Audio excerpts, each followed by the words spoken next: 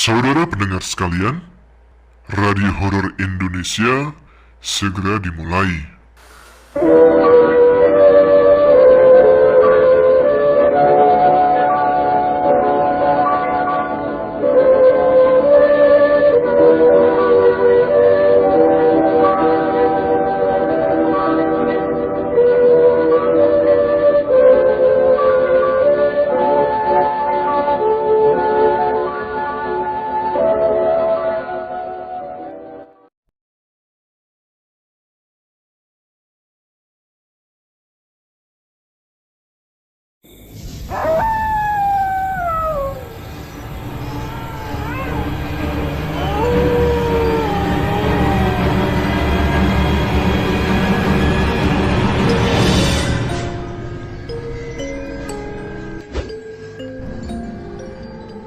Assalamualaikum warahmatullahi wabarakatuh. Jumpa lagi dengan saya dalam Radio Horor Indonesia. Bagaimana kabar kalian? Semoga selalu diberikan kesehatan dan juga rezeki yang cukup. Tidak terasa sudah malam Jumat kembali. Seperti biasa di Ada Apa Gerangan setiap malam Jumat ada segmen Radio Horor Indonesia, di mana di sini saya akan membacakan beberapa cerita-cerita mistis untuk kalian semua yang sudah dikirimkan oleh teman-teman Ada Apa Gerangan. Jadi bagi teman-teman yang punya pengalaman mistis ataupun horor, baik pengalamannya sendiri, pengalaman yang terjadi di kampungnya atau oleh teman-temannya maupun keluarganya, bisa langsung dituliskan dan dikirim ke email kami di adaapagerangan20@gmail.com. Nanti minggu depan langsung saja saya bacakan untuk teman-teman yang lainnya ya. Jadi langsung tuliskan. Atau teman-teman kalau barangkali kesulitan menulis, teman-teman juga bisa langsung ceritakan melalui voice atau pesan suara. Jadi nanti biar tim kami yang akan merangkainya menjadi kata-kata. Pada malam Jumat kali ini ada beberapa nih pengalaman-pengalaman yang dialami dan sudah dikirimkan oleh teman-teman Ada Apa Gerangan. Dan yang pertama saya akan bacakan dulu sebuah pengalaman dari Mas Amir yang ada di kota Pinrang, jauh nih dari Sulawesi ya. Seperti apa ceritanya? Langsung saja kita simak. Teman-teman Ada Apa Gerangan, ceritanya mulai dari sini.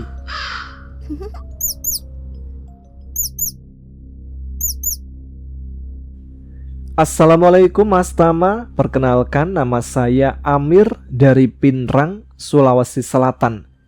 Saya sudah menonton Ada Apa Gerangan Mas Tama sudah lama, dari saya bujang sampai sudah punya anak sekarang.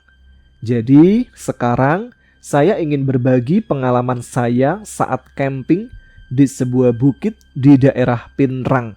Lebih tepatnya, bukit ini lumayan dekat dengan batas kota antara kota Parepare dan kota Pinrang. Ceritanya mulai dari sini. Wah, ngikutin nih. Kita lanjut. Cerita pengalaman saya ini terjadi di pertengahan tahun 2018. Jadi, waktu itu saya baru lulus sekolah SMK dan untuk mengisi waktu luang, saya ke daerah Palu untuk ikut kakak saya kerja selama 3 bulan. Ya, hitung-hitung menunggu ijazah keluar. Daripada tinggal di rumah menjadi beban keluarga, mending ikut kakak saya kerja. Sepulang saya dari daerah Palu selama 3 bulan itu, karena teman saya sudah menginfokan kalau ijazah sudah keluar, jadi saya pulanglah ke kampung halaman. Singkat ceritanya, saya ketemu dengan teman saya yang namanya saya samarkan aja ya Mas Tama. Nama teman saya ini Kelvin dan Badrul. Kelvin dan Badrul ini mengajak saya barengan untuk mengambil ijazah sekolah. Setelah mengambil ijazah, kami bertiga pergi ke rumah Badrul yang letaknya tidak jauh dari sekolah. Singkat cerita, sampailah kami di rumah Badrul. Di sana kami bertiga ngobrol ngalor ngidul sampai ketika pembahasan mulai ke arah yang horor-horor. Badrul berkata, "Saudara, di bukit sana ada cerita urban legend. Katanya sering ada orang yang dengar suara lonceng sapi. Tapi sapi ini lain. Ini sapi jadi-jadian. atau setan. Saya bilang lah, ah serius, paling cuma sapi warga. Kan di bukit sana itu emang kayak sabana, jadi banyak orang yang punya sapi. Kemudian Calvin ikut nimbrung. Saudara, oh maksudnya saudara ini panggilan mungkin ya. Kayak bro mungkin kali ya. Saudara, daripada penasaran, besok camping yuk di sana. Saya bilang, oke gas saudara. Jadi bener kan kata saudara itu, di daerah kami seperti sapaan untuk teman akrab atau sahabat. Mungkin sama kayak menyapa seseorang dengan sapaan bro. Singkat cerita, besoknya saya berangkat ke rumah Badrul. Ternyata sesampainya di sana, sudah banyak orang karena si Badrul dan Calvin ini memanggil temannya juga yang orang kota Pinrang. Singkat cerita, saya kenalan lah dengan orang kota ini. Terus saya diajak Badrul untuk belanja logistik untuk camping tersebut. Setelah berbelanja, kami semua pun start packing. Jadi, kami itu lewat belakang rumah si Badrul untuk sampai ke sana sekitar 20 menitan menanjak. Di perjalanan, saya agak risih sama orang kota ini karena bicaranya mereka itu sembarangan terus. Udah gitu suaranya agak tinggi sambil ketawa-ketawa. Di sini perasaan saya sudah nggak enak karena mereka seperti nantangin. Sampai saat perjalanan, pandangan saya tertuju pada salah satu bukit. Saya terdiam karena bagian bawah bukit ini agak longsor sedikit. Tapi longsorannya ini kayak susunan batu-batu, ya kayak bata lah. Saya lihat lagi ke atas, memang kontur tanahnya kayak bertingkat-tingkat seperti candi. Kemudian ketika menengok ke atas ini, saya seperti melihat ada orang yang berdiri di atas dengan perawakan kayak orang tua, tapi pakai celana putih pendek, lalu kain putih menyamping di dadanya. Di situ saya langsung merinding dan bergegas menyusul Badrul untuk menanyakannya. Saya bilang, saudara, itu bukit kayak candi yang di Jawa begitu-begitu ya? Si Badrul bilang, iya memang mirip sih. Habis bilang begitu, dia cuma senyum-senyum. Singkat cerita, sampailah di bukit tujuan yang dimaksud. Pas sampai di sana, suasana sudah mulai gelap karena menjelang maghrib. Jadi, kami semua menggelar tikar dan mendirikan satu tenda saja untuk tempat logistik. Kemudian kami semua mencari kayu bakar untuk perapian. Singkat ceritanya, kami semua ngobrol, sharing-sharing sambil menikmati cemilan dan kopi. Pada saat itu, stok kayu bakar habis. Jadi Badrul dan Calvin mengajak saya untuk mencari kayu bakar untuk perapian. Jadi kita jalanlah bermodalkan senter HP masing-masing. Badrul di depan sebagai penunjuk arah karena dia yang tahu lokasi di sana. Nah, pada saat kami bertiga memungut kayu, terdengarlah suara lonceng sapi. Tapi bunyi loncengnya kayak bergema seperti mengelilingi bukit dengan cepat. Saya melihat Badrul langsung diam. Kami bertiga bengong menatap satu sama lain. Dan dalam satu aba-aba dari Badrul, secara tiba-tiba dia bilang, lari. Sontak saya ikutan lari. Ketika sampai di lokasi camping, dia malah ketawa-ketawa. Sontak saya pun juga ketawa. Singkat cerita, lanjut lagi tuh ngobrol-ngobrol. Ada yang main gitar. Tapi tanpa sadar kami semua saling bercanda, tertawa sana-sini. Pokoknya malah jadi ribut. Dan tiba-tiba lagi terdengar suara lonceng sapi. Suaranya seperti bergema berputar-putar mengelilingi puncak bukit. Jadi semua langsung terdiam tanpa ada suara. Hening pokoknya. Tapi heningnya itu gimana ya? Senyap gitu, bahkan suara jangkrik dan angin itu nggak ada. Tiba-tiba ada suara menggema seperti orang marah-marah. Suaranya itu seperti ngelantur lah. Dia bilang sesuatu tapi bahasanya itu sangat cepat. Jadi yang saya tangkap itu dia bilang begini, anak-anak ini ganggu saya. Tapi ada satu suara lagi seperti menahannya supaya dia itu nggak bertindak. Bilang kayak aja gitu. Dalam bahasa Bugis itu seperti jangan. Oh mirip bahasa Jawa ya. Kalau Jawa kan ojo. Kami semua tidak ada yang bersuara saat itu. Dan di atas bukit sana ada 2 pohon, satu di puncaknya, yang satu di bawah sedikit. Dan kedua pohon ini diguncangkan dengan keras sampai-sampai tangkai dan daunnya berguguran. Padahal tidak ada angin sama sekali. Sementara pohon bergetar, saya merasa aneh. Karena suara 2 makhluk ini, saya rasa seperti berada di kanan saya. Sedangkan pohon yang bergetar digoyangkan itu berada di sebelah kiri saya. Saya pun diam tak berkata apa-apa. Ketika 2 makhluk yang tanpa badan atau wujud itu mengoceh ngelantur gak jelas, pohon masih bergetar. Saya pun memberanikan diri membuka mata, menatap sekeliling. Di sana saya melihat ada sosok putih mirip kuntilanak berada sekitar 5 meter di belakang saya. Dan sosok itu bergerak mengelilingi kami semua. Tapi saya melihatnya seperti melayang dan mengitari kami. Saat itu saya langsung menundukkan kepala dan memejamkan mata lagi. Karena saya hanya bisa pasrah, entah apa yang akan terjadi. Kejadian ini saya rasa sekitar 20 menitan. Lumayan lama ya. Sampai suara kedua, sosok yang ngoceh ini hilang dan pohon pun berhenti bergetar. Suara angin dan hewan malam itu akhirnya terdengar lagi. Saya pun memberanikan diri membuka HP, melihat jam, dan saya kaget karena seingat saya pada waktu 2 sosok tadi mengoceh, posisi saya itu sedang main HP. Dan saya tahu saat itu jam di HP saya menunjukkan pukul 12 malam. Saat awal mula kejadian horor itu terjadi. Namun ketika selesai, saya melihat HP ternyata masih pukul 12 malam, hanya lebih 1 menit saja. Padahal saya yang merasakannya udah sekitar 20 menitan. Mungkinkah kami semua ada di dimensi lain saat itu? Ya, wallahu alam, hanya Allah yang tahu. Singkat cerita, ketika waktu menunjukkan pukul 3 dini hari, tiba-tiba teman saya yang sekelas ada 2 orang dan mereka juga sekampung dengan Badrul. Mereka itu menyusul kami ke atas bukit. Namanya kita sebut saja Pais dan Takdir. Saya pun menceritakan kejadian tadi kepada mereka berdua. Tapi mereka berdua malah bercanda. Itu rezekimu, kata mereka. Enak aja.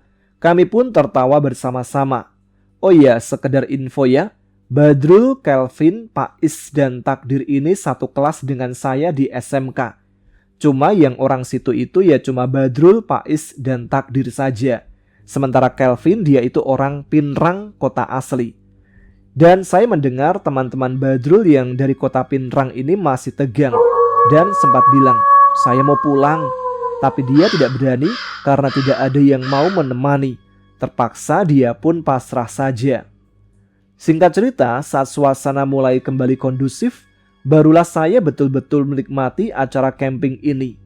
Oh iya, sekedar informasi, di bukit tempat kami camping ini, ketika malam, kita itu bisa melihat indahnya gemerlap lampu dari kota Pinrang dan kota Parepare. Kalian yang penasaran bisa coba deh di sini. Singkat cerita lagi, saat pagi menjelang, kami semua pun beres-beres untuk turun kembali ke rumah Badrul, tempat titik awal kami berkumpul. Dan terus terang kami semua kelelahan.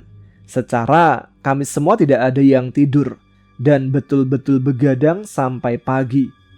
Oke Mas Tama dan sahabat Ada Apa Gerangan, sekian cerita nyata pengalaman saya dan teman-teman saya. Kalau ada salah kata atau apa, mohon maaf ya.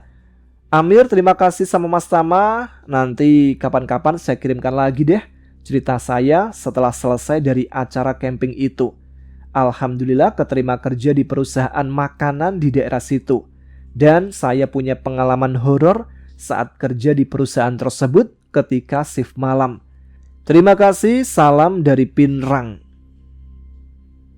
Terima kasih kembali untuk Mas Amir yang sudah berbagi pengalamannya ketika camping di sebuah bukit pada tahun 2018 yang lalu. Udah lumayan lama ya, udah 7 tahun yang lalu. Salam ya untuk keluarga dan juga teman-temannya di kota Pinrang. Setelah ini kita akan tunggu ada cerita apa lagi nih?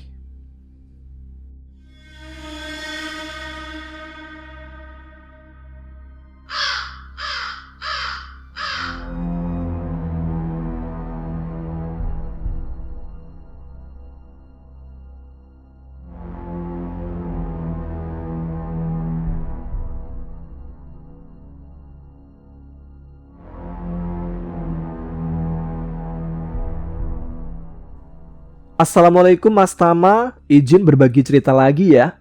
Cerita ini merupakan pengalaman dari bapakku. Jadi langsung saja ya Mas Tama. Awal ceritanya bermula ketika hari kelahiranku. Bapak yang sudah lama mendambakan seorang anak akhirnya terwujud juga. Dan karena itu juga Bapak memutuskan untuk bekerja di rumah saja. Karena awalnya itu Bapak kerja di luar kota. Karena Bapak memang bisa disebut orang pintar gitu ya Mas. Bapak pun memutuskan untuk membuka praktek di rumah. Dan ternyata dalam waktu singkat Bapak mendapatkan apa yang namanya datang ke rumah, mungkin bisa dibilang orang yang berobat ya, atau pelanggan kali ya. Tapi pelanggan apa namanya? Ya gitulah, namanya pelanggan ke orang pintar, tahulah ya teman-teman. Mereka itu banyak yang meminta bantuan seperti meminta penglaris, pelet, sampai banyak juga yang datang karena pengen sembuh dari penyakit aneh. Tapi dibalik banyaknya yang datang ke rumah, ada satu orang yang ternyata iri pada Bapak. Orang tersebut pun mengirimkan satu jin yang kalau kata Bapak, jin itu berukuran sangat besar, bahkan hampir sama dengan rumah yang bertingkat. Bapak pun dengan senang hati menghadapi jin tersebut. Karena terpojok, jin itu pun pergi. Dan pada malam berikutnya, jin itu datang lagi untuk menyerang Bapak.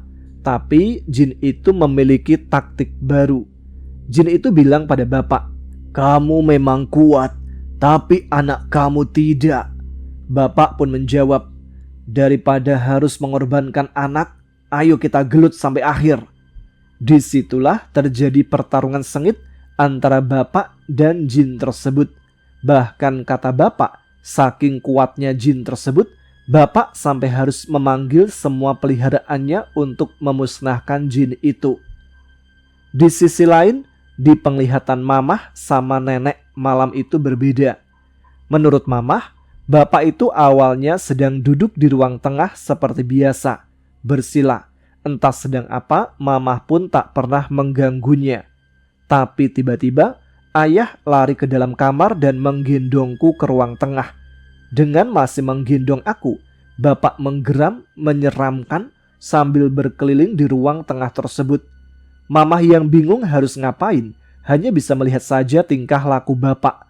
Bapak menggeram sampai setengah jam dan akhirnya beliau pun duduk bersila kembali dengan aku yang masih ada di gendongannya. Kata Bapak, dia berhasil mengalahkan jin tersebut. Tapi karena takut hal itu terjadi lagi, Bapak pun memutuskan untuk berhenti membuka praktek di rumah. Bapak takut aku akan kenapa-napa lagi katanya. Begitu Mas Tama ceritanya, maaf ya kalau ketikan atau bahasanya belepotan, harap maklum. Walaupun pendek tapi ini nyata loh Mas Tama. Terima kasih banyak Mas Tama sudah berkenan membacakan cerita-ceritaku sebelumnya juga. Aku doakan semoga Mas Tama dan tim Ada Apa Gerangan selalu diberikan kesehatan dan rezeki yang melimpah. Amin. Sekian dari aku Mas. Wassalamualaikum warahmatullahi wabarakatuh. Waalaikumsalam warahmatullahi wabarakatuh. Terima kasih untuk Mbak Fitri Nur Aini yang sudah membagikan pengalamannya.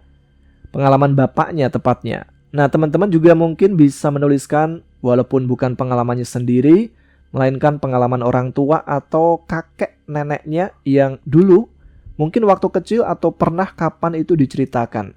Kalian bisa kirimkan ke email kami di adaapagerangan20@gmail.com. Oke, kita akan menuju ke cerita selanjutnya ya. Tunggu sebentar.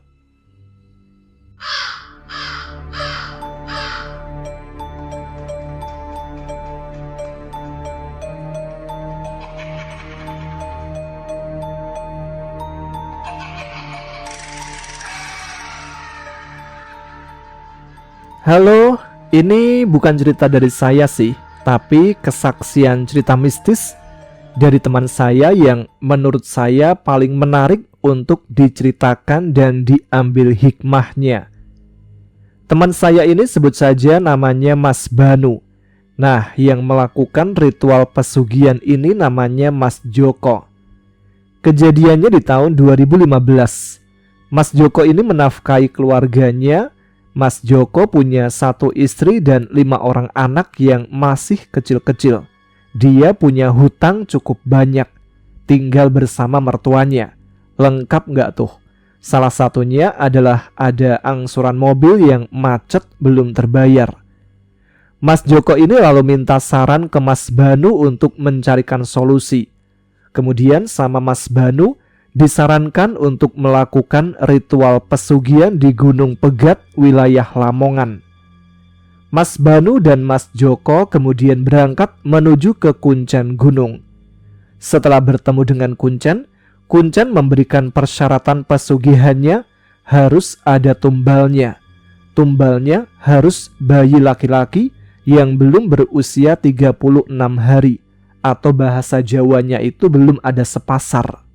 Bayi tersebut tidak harus ada hubungan darah dengan pelaku pesugihan. Singkat cerita, Mas Joko pun mencari bayi di panti asuhan bersama istrinya dengan alasan untuk diadopsi agar diperbolehkan. Bayi tersebut pun ditebus sekitar 10 juta sesuai yang diminta oleh panti asuhan tersebut. Umur bayi itu masih sekitar 1 bulan sesuai dengan persyaratan yang diberikan.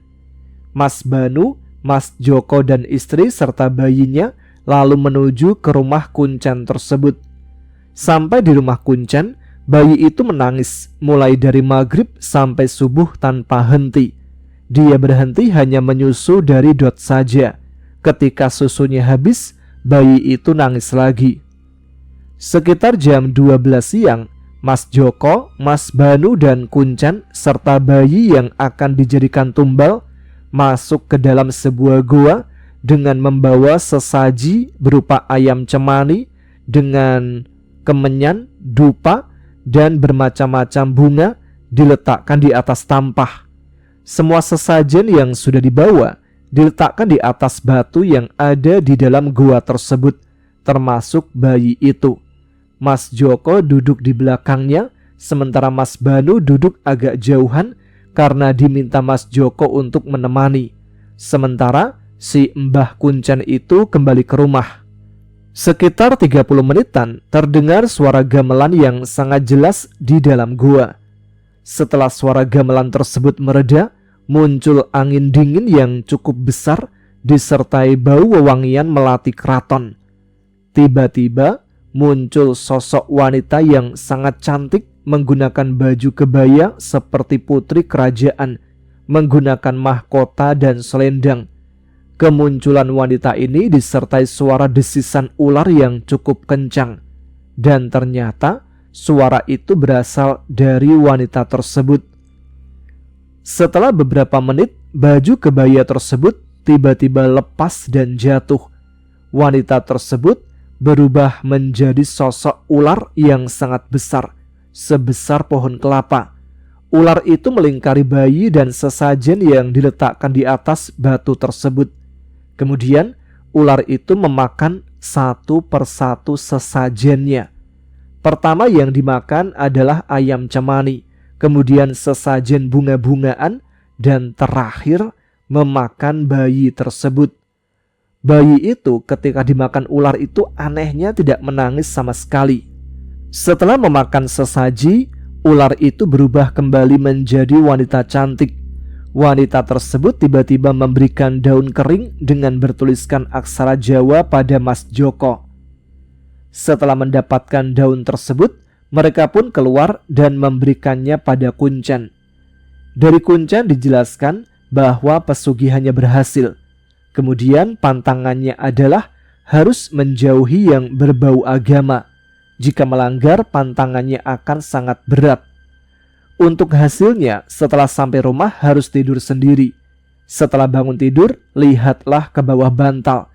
Jika ada uang, harus dibelanjakan di toko-toko kecil. jangan di mall atau swalayan. Jika yang muncul adalah emas, harus dijual ke beberapa toko emas.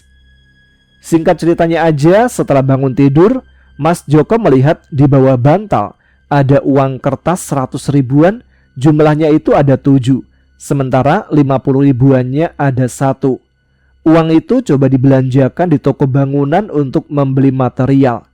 Setelah membayar dan keluar toko, Mas Joko melihat dompetnya dan melihat uang tersebut kembali utuh. Kemudian melanjutkan belanja ke toko lain dan uang itu benar-benar kembali utuh seperti semula. Besok harinya selama seminggu, Mas Joko belanja ke toko material sekalian untuk merenovasi rumahnya. Akhirnya, Mas Joko ini menjadi kaya mendadak. Utang-utangnya lunas, semua bisa terbeli dengan uang tersebut. Singkat cerita, kurang lebih 6 bulanan Mas Banu mendapatkan undangan tahlil 1000 hariannya ibunya Mas Joko. Mas Banu mengingatkan pada Mas Joko untuk tidak melakukan tahlil karena pantangan pesugihannya adalah menjauhi hal-hal yang berbau agama. Tapi Mas Joko tetap bersikeras mengadakan acara tahlilan tersebut dengan alasan bahwa yang melakukan tahlilan adalah istrinya. Kemudian Mas Banu datang tahlilan dan setelah selesai acara, Mas Banu kemudian pulang. Ketika sampai di rumah, Mas Banu ditelepon oleh istrinya Mas Joko mengabarkan bahwa Mas Joko meninggal secara mendadak setelah acara tahlilan itu selesai. 2 jam kemudian, jenazah Mas Joko dimandikan. Anehnya, tubuh Mas Joko ini benar-benar kaku seperti besi dan baunya itu tidak sedap, serta kondisi wajahnya itu seperti tercekik. Sampai-sampai jenazahnya dikasih es batu supaya bisa lebih lemas. Keesokan harinya, Mas Banu ini mendatangi Kuncen untuk menanyakan sebab kematian Mas Joko yang meninggal mendadak. Kemudian Mas Banu menceritakan kronologi kematian Mas Joko pada Kuncen. Belum menjelaskan secara detail, Mas Banu sudah di stop untuk tidak bercerita karena Mbah Kuncen sudah tahu apa yang akan diceritakan oleh Mas Banu. Kemudian Mbah Kuncen menyuruh Mas Banu untuk makan, setelah itu sholat. Selanjutnya diajak ke tempat di mana Mas Joko dulu mandi keramas di sumber air sebelum melakukan ritual pesugihan. Di atas sumber air itu ada batu-batuan besar tempat orang-orang berwisata santai dan beberapa orang juga mandi di sumber air tersebut. Mas Banu ditanya sama Kuncen apakah di sana dia melihat sesuatu. Mas Banu menjawab dia melihat orang berwisata pada umumnya. Kemudian Mas Banu diberikan tetesan air dari daun sirih merah oleh si Kuncen. Setelah membuka mata, Mas Banu melihat di bawah batu besar tersebut ada banyak orang-orang yang sedang menyangga batu besar menggunakan kepalanya. Terdengar suara sayup-sayup mengucapkan ampun. Di dalam kerumunan tersebut, Mas Banu melihat Mas Joko memakai celana dalam tanpa baju dengan kondisi sedang dicambuk oleh jin yang bentuknya itu katanya manusia berwarna merah dan ada tanduknya di kepala. Dia itu pakai pecut yang membara, kulitnya mengelupas semua. Mas Banu pun minta disudahi penglihatannya. Dia lalu kembali ke rumah Kuncen. Mbah Kuncen menjelaskan pesugihan tersebut sebenarnya tidaklah kejam, manusianya saja yang serakah. Kalau berhasil mereka akan bahagia dan melupakan pantangannya. Jadi akhirnya seperti itu. Sampai kapan Mbah penderitaan itu selesai? Sampai kiamat dia akan seperti itu. Mbah Kuncen kemudian meminta Mas Banu untuk mengambil uang gaib tersebut lalu dibakar di depan mulut gua agar tidak ada tumbal berikutnya. Kemudian Mas Banu pulang dan meminta uang gaib kepada istrinya Mas Joko. Istri Mas Joko akhirnya menyerahkan uang gaib beserta daun kering yang pertama kali didapat ketika ritual tersebut kepada Mbah Kuncen.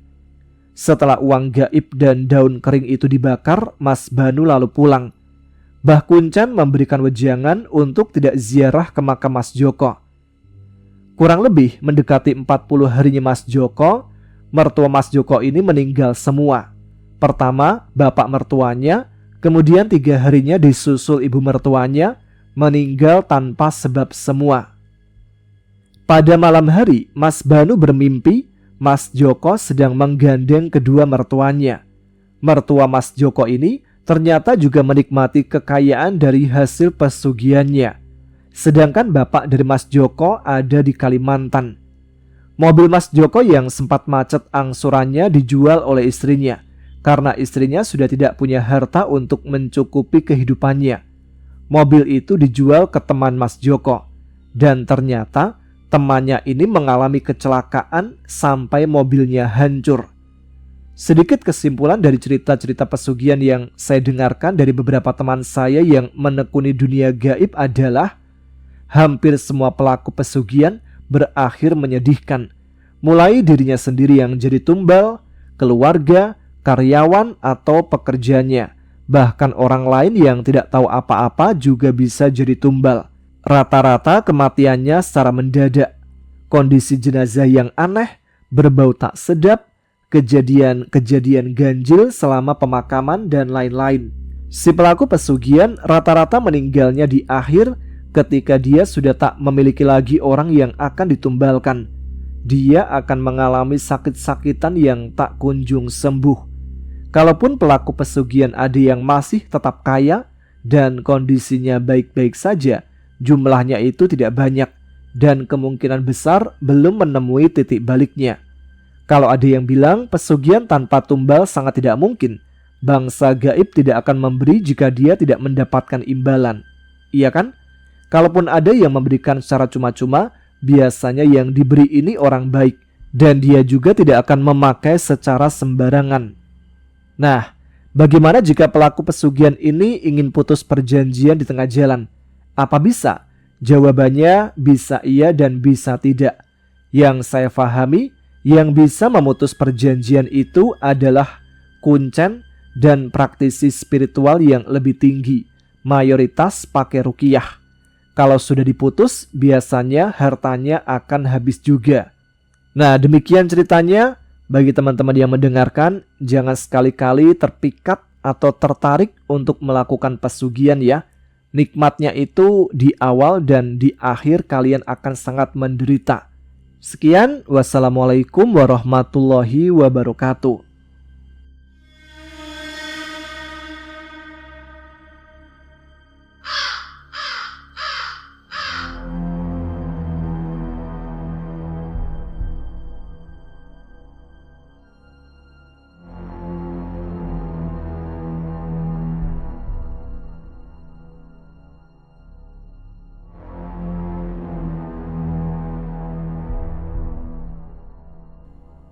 Halo, aku mau cerita nih tentang pengalaman anehku ketika tinggal di salah satu apartemen.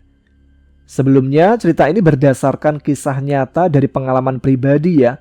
Mau percaya boleh, nggak percaya juga nggak apa-apa sih. Jadi, aku dan suami ini tertarik pindah ke apartemen ini karena letaknya yang strategis sekali. Deket ke pintu tol, deket ke mall, pokoknya deket kemana-mana. Tapi yang mengagetkannya, harga sewanya itu termasuk murah untuk ukuran apartemen. Minggu pertama pindah, kita itu baru ngeh kalau ternyata di lantai dasar tuh banyak yang menawarkan sewa unit apartemen dengan hitungan hari kayak hotel. Bahkan bisa juga disewa dengan hitungan jam. Kalian mikir apa nih di sini? Jangan-jangan apartemen ini banyak dipakai buat, ya tahulah begituan ya. Tapi urusan mereka lah, kita nggak bakal ikut campur juga. Suatu hari, suami mau buang sampah di ruangan khusus pembuangan sampah yang kebetulan letaknya itu nggak jauh dari unit yang kami tempati.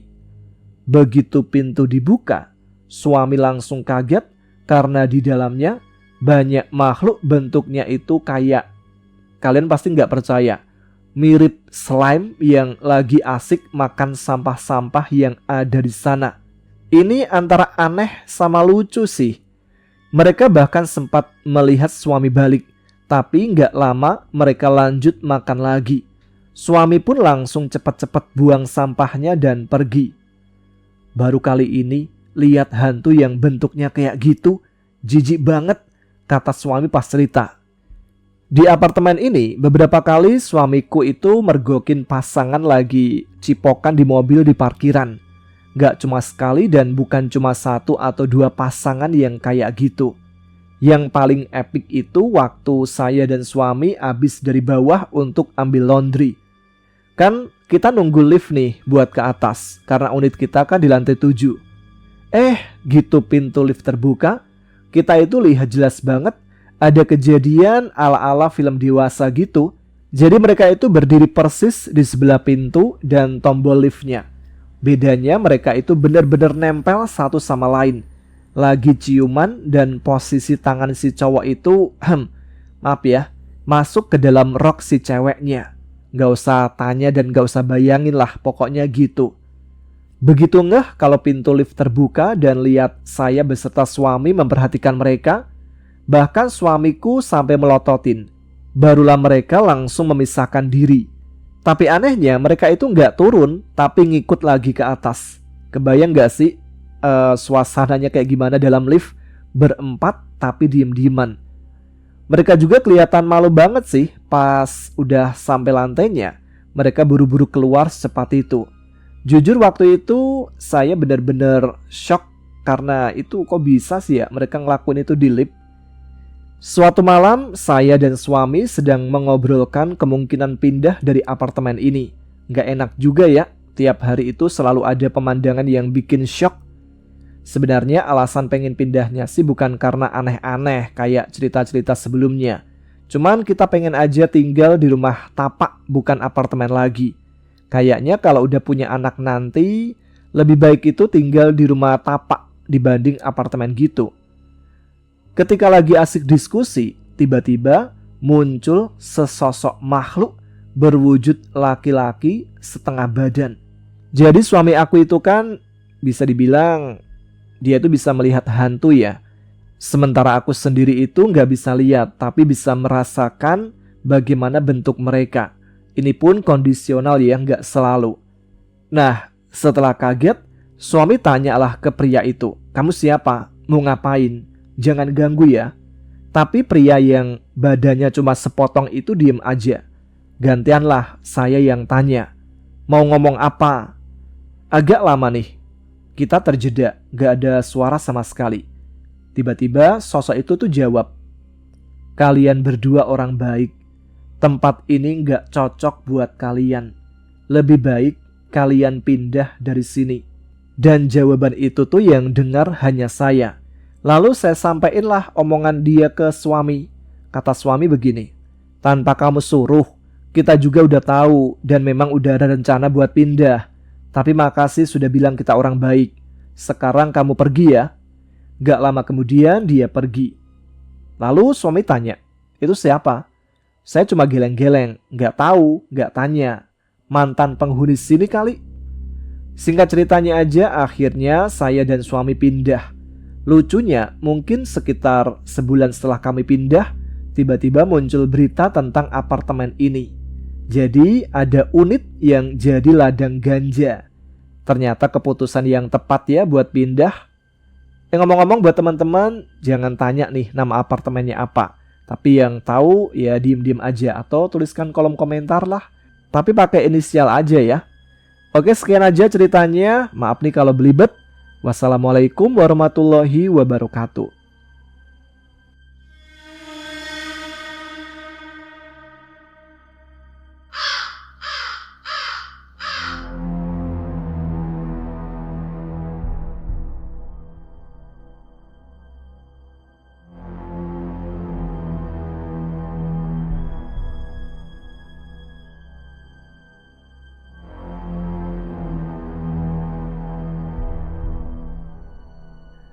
Kejadian yang saya alami ini waktu saya sekolah dasar.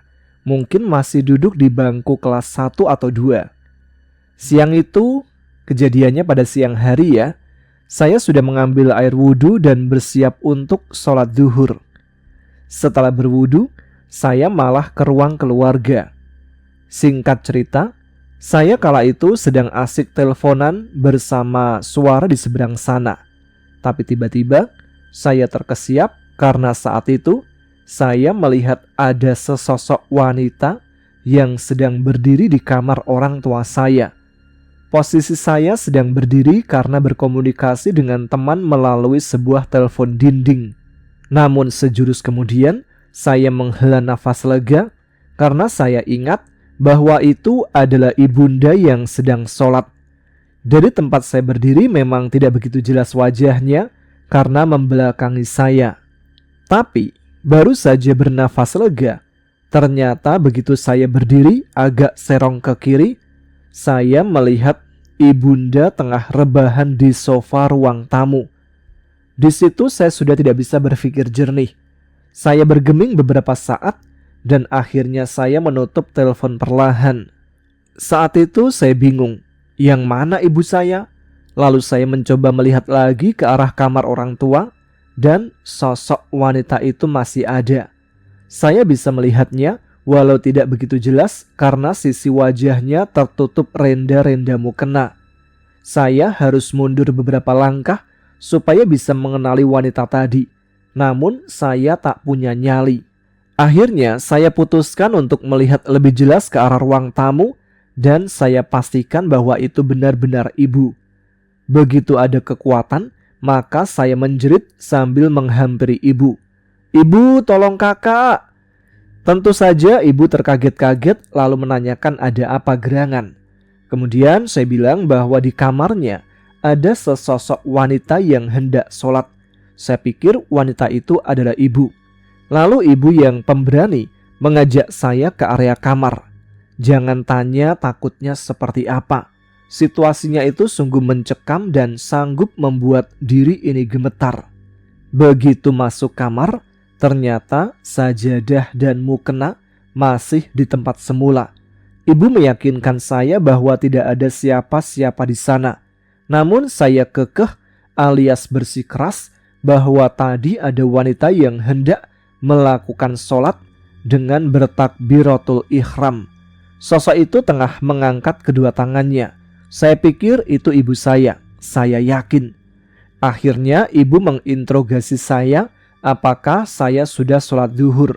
Saya bilang yang sejujurnya, dan ibu saya hanya bisa menghela nafas.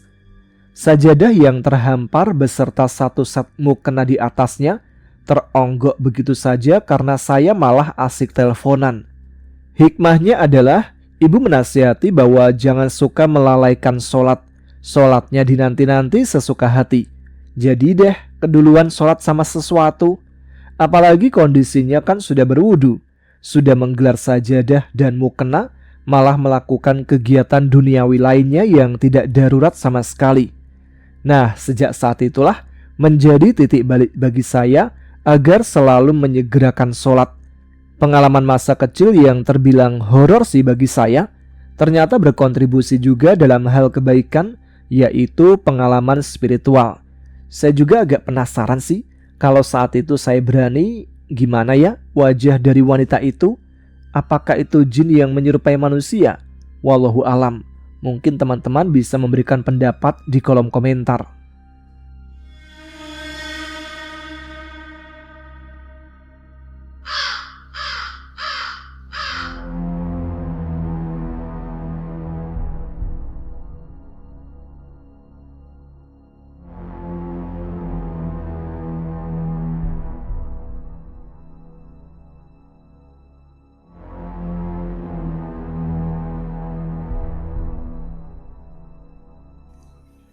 Saya ada cerita sedikit tapi mengerikan nih, dan ini merupakan kisah nyata. Saya bukan indigo ya, dan saya juga seorang yang penakut. Tapi sewaktu-waktu saya bisa merasakan hal-hal gaib yang menurut saya itu nggak masuk akal. Jadi saya itu tinggal di sebuah perumahan yang ada di tengah-tengah perkampungan, yang bisa dibilang perkampungannya itu cukup mistis. Suatu waktu ada suatu kejadian yang tak terduga di sini. Jadikan perumahan saya itu deket banget dengan makam umum. Kebetulan rumah saya itu tepat di pinggir jalan ke arah makam. Jadi kalau semisal ada orang yang meninggal, otomatis pasti lewat samping rumah. Nah, ketika itu tepat sebelum maghrib, saya mendapatkan kabar dari warga setempat bahwa malam ini desa di depan perumahan saya itu akan kedatangan jenazah korban pembantaian di Papua. Singkat ceritanya, ketika itu hari hujan, sedangkan jalan menuju makam pasti becek dan gelap sekali. Jenazah sampai di sini sekitar pukul 11 malam, otomatis harus dikubur malam itu juga karena memang jenazahnya sudah bau busuk dan ada bekas otopsi juga. Jadi jenazah ini sudah dimandikan di rumah sakit di Papua. Nah, sekitar jam 12 malam, jenazah ini lewat di samping rumah saya. Terdengar suaranya kayak orang yang sedang berbondong-bondong mengangkut keranda. Sekitar jam 1-an, warga sudah kembali lagi ke rumah masing-masing setelah menguburkan. Kemudian sekitar jam 2 pagi, hampir jam 3 pagi lah, saya terbangun ingin buang air kecil. Dan seperti biasanya, ketika jam segitu terbangun, itu pasti tak bisa tidur lagi karena sambil menunggu azan subuh. Lalu tiba-tiba, saya mencium bau amis darah. Dan baunya itu sangat anyir bercampur bau bangkai. Saya pikir waktu itu bangkai tikus karena menyengat sekali. Tak lama kemudian, dari arah samping rumah saya ada suara orang teriak-teriak dan sesekali minta tolong. Ditambah ada suara tembakan. Saya langsung kepikiran sama korban pembantaian yang jenazahnya tadi lewat sini ketika akan dikuburkan. Saya seperti berada di tempat kejadian, tapi saya tak melihat kejadiannya karena merasa takut dengan bau darahnya. Karena saya takut, akhirnya saya menutup telinga pakai bantal dan guling. Pas saya menutup telinga itu, rasanya badan saya itu seperti ada yang menindih. Berat banget. Akhirnya saya mencoba istighfar dan membaca ayat kursi dalam hati, minta tolong pada Allah agar tidak mendapat gangguan seperti ini lagi. Selang beberapa waktu, terdengar suara orang mengaji di musola karena waktu sudah menjelang subuh. Akhirnya, bau anyir dan bau bangkai yang tadi sebelumnya tercium langsung hilang seketika. Sementara saya yang tadinya merasa ketindihan, tidak merasa ketindihan lagi. Sambil menunggu azan subuh, saya benar-benar memutar ayat kursi di HP sambil saya ikut membacanya.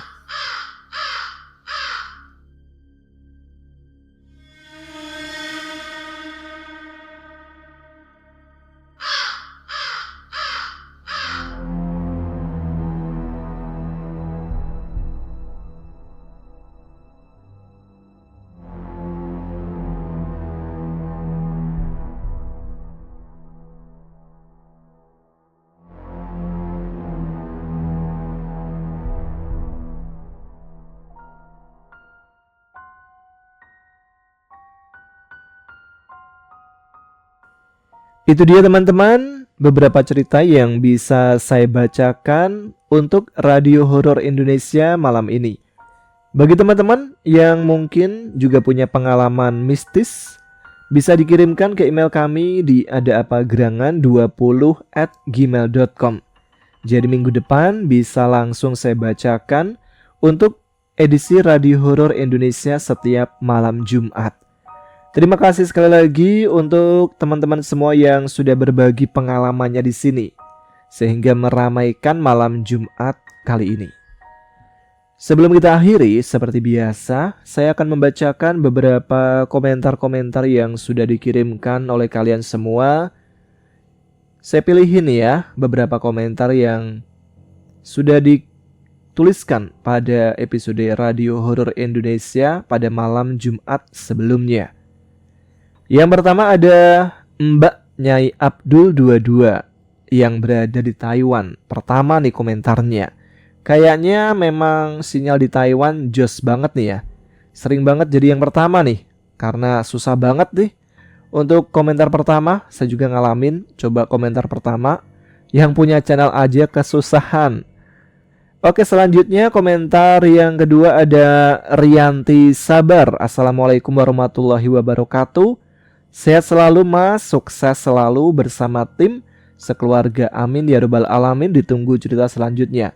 Waalaikumsalam, terima kasih Mbak Rianti ya.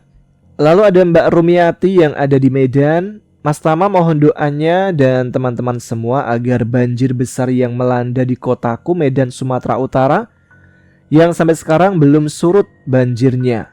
Kita doakan bareng-bareng ya teman-teman, semoga musibah atau bencana yang terjadi di saat ini paling gencar itu di Pulau Sumatera ya. Dan beritanya itu paling besar itu ada di Sumatera Utara termasuk Medan ini. Semoga bagi yang tempatnya terkena banjir, semoga banjirnya segera surut. Dan semoga kita semua diberikan perlindungan, selamat, baik keluarga, teman-teman maupun saudara-saudara yang saat ini sedang berada di daerah rawan bencana. Semoga diberikan ketabahan dan bantuan cepat sampai ke sana ya. Oke, kita bacakan selanjutnya ada Gendis warga MLM dari Taiwan. Lalu ada Nengsih dari Bojong Menteng. Selanjutnya ada Oksibi dari Malang Selatan. Kirim salamnya buat Mbak Kunti Jembatan Berantas Kalimeri. Waduh, nanti hadir beneran nih Mbak Kuntinya. Selanjutnya ada Rahayu Bare. Salam dari Paris, Prancis Mas Tama. Salam kenal semuanya. Salam kenal buat Mbak Rahayu. Wah, ini nih dari Prancis pertama kali ya. Aku udah subscribe dari tahun 2020 dan pernah bertanya tentang Bang Tian. Oh, udah lama banget ya. Hanya sekali bertanya dan gak pernah komen, tapi gak pernah ketinggalan podcast Bang Tama. Terima kasih sekali lagi Mbak Rahayu yang ada jauh di sana. Selanjutnya ada Mbak Wati Tamara. Sembari maem nih Mas Tama karena setelah minum obat lambung vertigo juga. Wah, semoga segera pulih ya Mbak Wati Tamara. Mendengarkan cerita ini semoga bisa menghibur juga dan selamat beristirahat. Selanjutnya ada Mbak Dinaryanti.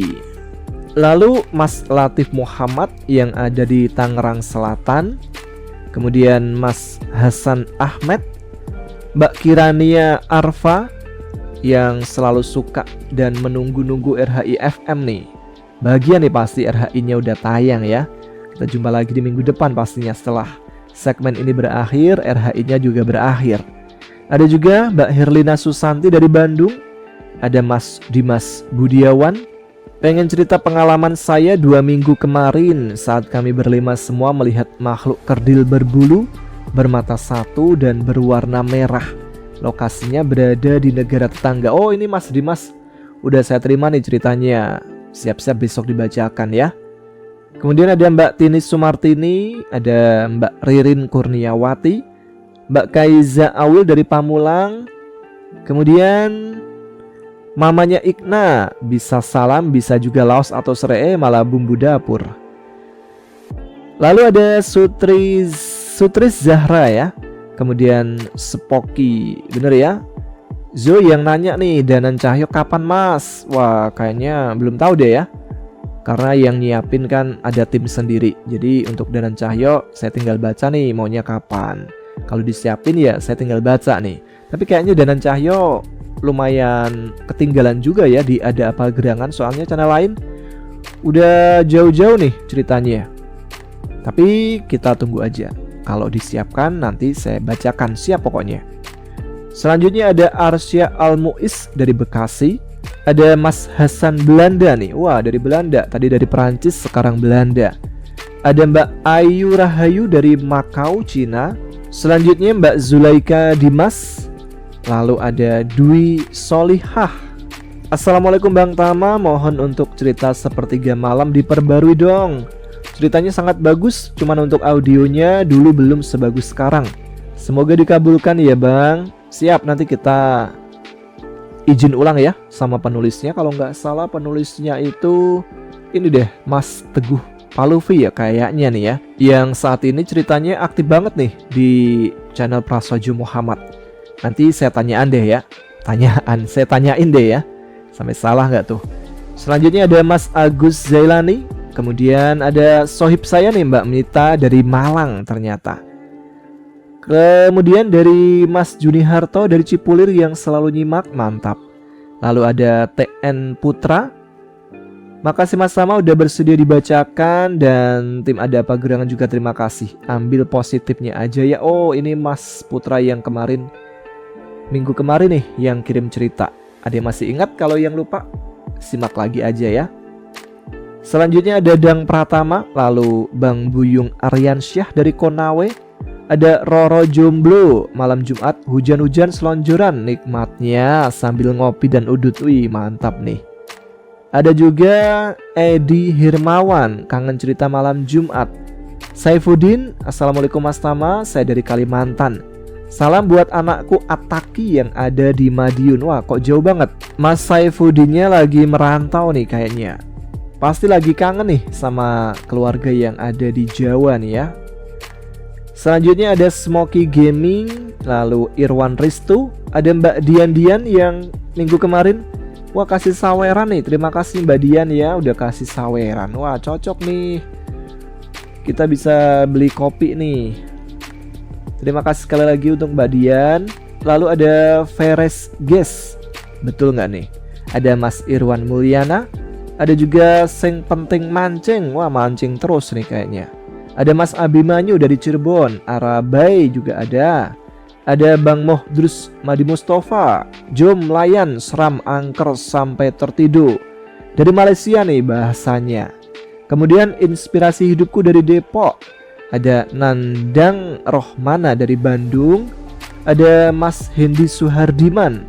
Ada Mbak Tuti Winingsih dari Cipondoh, apal nih. Ada Mbak Johana dari Semarang.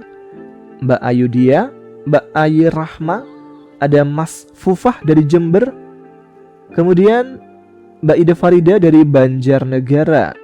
Kemudian Teh Oit Sumiati dari Uni Emirat Arab. Mbak Lutfianti. Kemudian siapa lagi nih? Mas Abdul Sukron, Mas Sabit Wianto. Turut berduka atas musibah bencana, semoga segera teratasi dan tidak ada dampak berarti. Amin. Kita doakan bersama-sama ya. Dan selanjutnya mungkin kita bisa sama-sama menjaga kelestarian alam ya, supaya kejadian bencana seperti ini tidak terulang lagi. Karena gimana pun alam itu harus dijaga keseimbangannya. Karena tentu tidak ada asap kalau tidak ada api, tidak ada banjir kalau tidak ada pembalakan hutan. Oh, parah nih ya. Selanjutnya ada Anjas YGY, salam hangat dari Mesuji. Ada Mbak Suryati Hakiki dari Meruyung, tetangga Pondok Cabe. Kemudian ada Mbak Titi Rahmawati. Ada Mas Maulana Akbar. Ada Teh Is November dari Kuningan. Ada Mas Yusuf Fahmi Akbar. Ada Mas Rohimi di Yogyakarta yang selalu istimewa. Kemudian ada Mbak Yeni Sri Utami, Mas Muhammad Kafid. Lalu Nani Rosdiana. Oh, double nih, Nani Rosdiana ya. Aku mau kirim salam nih buat anak-anakku yang ada di Indonesia, tepatnya di Majalengka. Mama rindu kalian. Tuh anak-anak, mamanya lagi rindu tuh. Moga dengerin cerita ini ya, saya bacakan. Ada salam nih dari Mbak Noni Rosdiana yang ada saat ini pasti sedang merantau di luar negeri ya. Kemudian ada Mas Kevin Mafia, Mbak Sandra Erlangga, Kang Ian, Mbak Mei Agustus, Mas Edi Yuhadi, Mas Restu Gopadi, Mbak Erin Awe, Mbak Rima Dewi. Dan yang terakhir ada Mas Adin Imut yang selalu gasken dari Garut. Nah, itu dia beberapa nama-nama yang atau komentar yang bisa saya bacakan untuk malam Jumat kali ini. Masih banyak sih ya, cuman gak bisa dibacakan semua. Udah bisa-bisa sampai tengah malam nih baca komentar-komentar yang saking banyaknya. Tapi semangat terus nih ya, biar komentar-komentarnya makin rame nih. Soalnya kalau video-video lain komentarnya paling 100-150, tapi setiap RHI FM saya lihat komentarnya bisa 500-an komentar. Mantap banget nih. Jadi teman-teman selalu semangat, dan saya juga minggu depan akan bacakan lebih banyak lagi. Oke, gitu aja. Saya ingatkan sekali lagi buat teman-teman yang punya pengalaman mistis, mau menulis, repot-repot ya, Untuk menulisnya bisa dikirimkan ke email kami di adaapagerangan20@gmail.com. Bagi yang nggak pede nih tulisannya berantakan, pokoknya kalian tulisin aja deh yang berantakan nanti kita yang rapiin. Atau barangkali kalau malas nulis atau wah gimana nih bingung, kalian bisa rekam suara aja lalu kirim melalui email kami atau melalui WA yang sudah disediakan nomornya. Malah yang sudah disediakan nomornya tuh di kolom deskripsi. Ya sudah, saya Tama harus pamit. Udah malam juga, kita jumpa lagi di episode RHI FM malam Jumat depan. Pokoknya tetap semangat, selalu berdoa, semoga selalu diberikan keselamatan, kesehatan, rezeki yang melimpah, dan juga sukses selalu. Wassalamualaikum warahmatullahi wabarakatuh.